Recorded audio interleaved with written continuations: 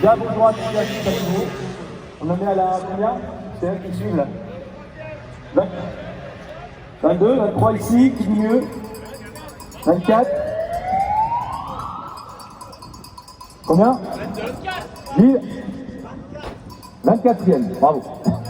Donc 24e semaine que nous sommes ici. Donc toujours pour évidemment démontrer à Madame Hidalgo que le stationnement payant pour les deux roues motorisées, ça va contre les principes de la mobilité, puisque le deux roues motorisé, effectivement, apporte une vraie plus-value en termes de mobilité. Alors, est-ce que vous avez entendu ces derniers temps les débats entre nos chers élus politiques sur les ZFE, les zones à faible émission? Ouais, les ZFE, ça fait longtemps que ça existe, hein, puisqu'à l'époque, donc on va pas tout mettre sur le dos de Madame Hidalgo quand même, à l'époque c'était Nathalie Kosciusko-Morizet qui avait fondu les APA, les zones d'action prioritaire de l'air, sous M. Sarkozy. Déjà à l'époque, on avait tout de suite commencé à alerter en disant attention, socialement, c'est un truc de fou. C'est-à-dire que les plus riches vont pouvoir circuler avec des voitures, des cascades, des machins, etc. à partir du moment où ils ont une vignette critère qui convient, parce que la nomenclature de la vignette critère, c'est quand même une belle connerie. Hein. Et puis les plus démunis, notamment les banlieusards, ceux qui n'ont pas de moyens d'acheter des voitures électriques ou des voitures, des grosses bagnoles récentes, eh bien ceux-là seront assignés à résidence. Donc ça fait presque 15 ans. 15 ans qu'on en parle, 15 ans qu'on avait alerté sur le côté social de la chose. Et puis, eh ben, curieusement, alors on a eu des rendez-vous, hein, on a eu des rendez-vous notamment avec, parce que nous ici on est en Ile-de-France, donc toutes les antennes de France ont des rendez-vous avec leurs élus par rapport aux ZFE.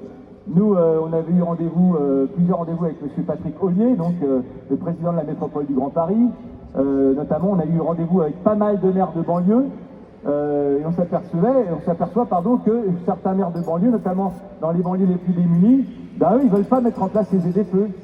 Il y aura donc des trous dans la raquette parce que, effectivement, ils ont bien compris que les ZFE, pour leur population, ça va être très compliqué. Bon, on explique depuis plusieurs années à nos chers politiciens que les ZFE, effectivement, c'est un vrai problème de casse sociale. Mais on ne nous écoutait pas en disant mais non, c'est des pollutions, mais non pour l'écologie, mais non ci, mais non là. Eh bien, vous avez remarqué que maintenant, depuis quelques semaines, tout le monde se réveille. Alors la gauche dit que c'est la faute de la droite dit que c'est la faute de la gauche. Et là, tout le monde s'empoigne là-dessus en disant ouais mais c'est un scandale. Même les écologistes disent que c'est un scandale parce que c'est pas bon au niveau de la sociale. Vous vous rendez compte, on en arrive. Et il y a même un certain monsieur Tony Renucci, qui est donc quand même président de l'association Respire, à qui on doit justement le contrôle technique, qui lui-même a dit les ZFE dans les normes actuelles, c'est pas faisable à mettre en place. Donc c'est quand même assez curieux. Tout le monde se réveille et tout le monde dit ce qu'on dit depuis 15 ans. Voilà, évidemment que les zones à faible émission, c'est une immense connerie et c'est un truc qui est socialement absolument pas applicable.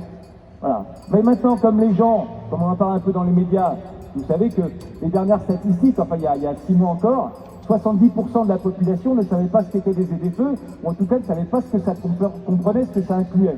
Ben, ça inclut simplement que si vous avez une bagnole ou un deux roues motorisé jugé trop polluant, jugé trop vieux, vous n'avez plus le droit de rentrer dans les grandes villes. Donc vous êtes assigné à résidence, vous ne pouvez plus travailler, vous ne pouvez plus sortir, vous ne pouvez plus rien faire. Et ce qui est encore plus débile, c'est que si votre voiture, là on va parler des automobilistes, hein, si votre voiture passe au contrôle technique au niveau de la pollution, ben c'est pas pour ça, comme si elle a la mauvaise vignette critère, c'est pas pour ça qu'elle aura le droit de rentrer dans les zones à faible émission. Voilà, c'est encore plus débile.